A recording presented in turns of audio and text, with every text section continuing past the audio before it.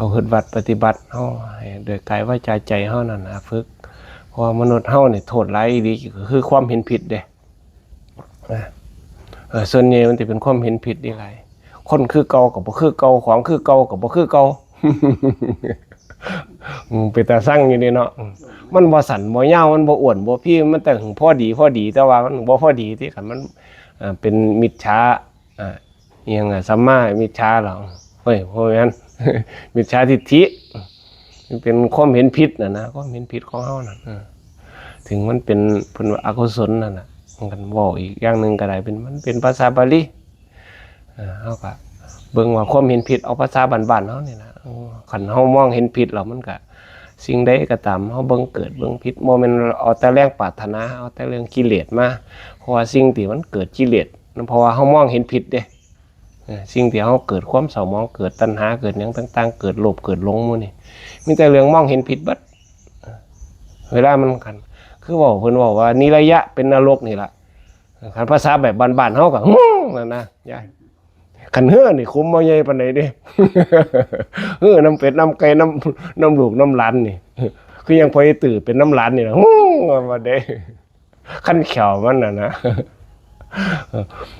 เฮาบ่ได้เบิ่งบ่เป็นในบ้านเบิ่งเกิดเบิ่งดับเรื่องพวกมื้อนี้บ่เป็นในบ้านเวลามันเกิดขึ้นมา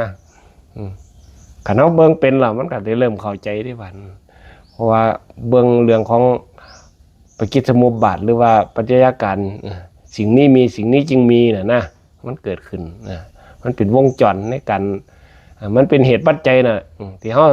สวดยังยะถาปัจจยังปวัตตมานังธาตุมัตตเมเวตังสิ่งเหล่านี้นี่เป็นสักว่าธาตุตามธรรมชาติเป็นไปตามเหตุตามปัจจัยอยู่เนืองนิดเห็นวะเขาก็สวดกันอยู่ว่าเศร้าดิล่ะสวดมันก็นึกปั๊บมันเป็นธาตุมันเป็นเหตุมันเป็นปัจจัยเขาเหตุอยู่สั่นหาตัวบุคคลตัวเล่าเขาโมมี่นะขันเอาไปมองบอกว่าให้มันคืดนะมันคืดบ่แม่นเฮาคืดนะเขาต้องแยกของท่านนะเขาต้องเป็นอนัตตามันเป็นเรียนธรรมะมาตั้งหลายปีหรอ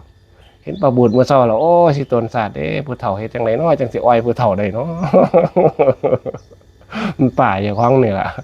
เฮ็ดจังไดเนาะใส่บุญย่ำเลยค่ะโอ้ยอยู่ดีมีแห้งสาธุเนาะผู้เฒ่าบ้านเฮาเนาะ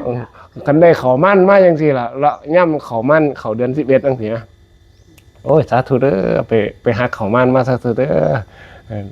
ได้คนผู้หูได้สู่ผู้งามได้ลูกได้ล้านมากให้มันคนผู้หูคนสู่ผู้งามไปจังซั่นนะได้เมียผู้สู่ได้หูผู้งามเพิ่นว่าไปดอกมีแต่แรงปรารถนาหมดเอาไปเฮ็ดบุญก็เพื่ออยากไปสวรรค์น่ะนะแต่บัดตกนรกตอนเป็นอยู่น่ะคิดบ่ออกซอกบ่ได้น่ะนะส่วนใหญ่ที่เป็นแรงซั่น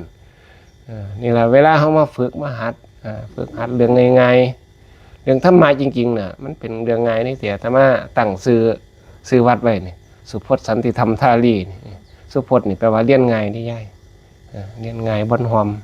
เป็นธรรมะของพระพุทธเจ้านี่มันเปิดอยู่แล้วเรียนง่ายเข้าใจง่ายนั่นนะเพียงแต่เฮาบอกส่วนใหญ่สิบ่เฮาบ่เข้าใจเฮาไปคิดแนวใหม่ซั่นนี่มันคิดผิดนั่นล่ะก็จังว่าอยู่ว่าเซาล่ะโมทนาบุญนำมื้อละเล็กมันบ่ทันนี่มีกำลังอยู่ยายเฮ็ดไปเดี๋ยวมันก็มีดอกเดี๋ยวมันก็เกิดขึ้นของมันเองมันก็เข้าใจแต่มากบวชตะกี้กับก่อนบวชก็บ่ฮู้จักหยังบวชมาแล้วแต่แรกก็บ่ฮู้จักหยังดอกบวชไปบวชมาพอเริ่มพอศึกษาพอปฏิบัติมันก็ดีขึ้นมาว่าจังซี่ล่ะก็บ่แม่นบ่ฮู้จัก